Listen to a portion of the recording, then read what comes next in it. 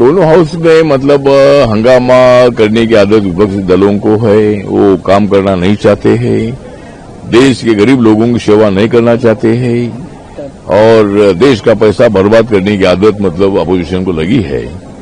आज मतलब पूरा तय हुआ था कि जो ऑनरेबल स्पीकर जी है ओम बिरला जी, तो उनके खिलाफ इनका जो विश्वास प्रस्ताव था, तो उसको सरकार ने, सत्ता पक्ष ने स्वीकारा था और उस पर चर्चा के लिए मतलब सहमति दे दी थी। तो आज उसकी चर्चा होने वाली थी, लेकिन आज युद्ध के संबंध में जो अमेरिका, इस्राएल और ईरान का युद्ध चल रहा है, उसको सामने रखकर उस पर चर्चा होनी चाहिए। इसी तरह की भूमिका रखने का प्रयत्न उनके तरफ हो रहा था, ये अच्छी बात नहीं है।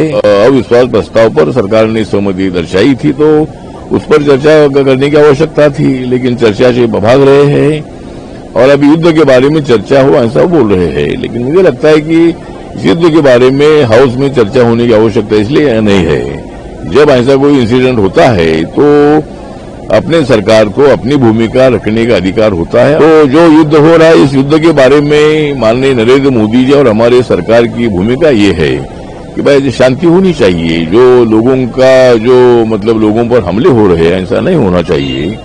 दोनों तरफ से भी मुझे लगता है कि शांति के माध्यम से आगे बढ़ना चाहिए। कोई उसमें चर्चा होनी चाहिए, संवाद होना चाहिए और युद्ध रुकना चाहिए। ये अपने भारत की भूमिका है और ये माननीय जयशंकर जी ने पूरे देश के सामने लोकसभा, राज्यसभा में ये बात बताई है। तो मुझे लगता है उस पर अभी बोल रहे हैं कि भाई युद्ध के बारे में चर्चा करो, तो युद्ध के बारे में चर्चा करने की बिल्कुल आवश्यकता नहीं है।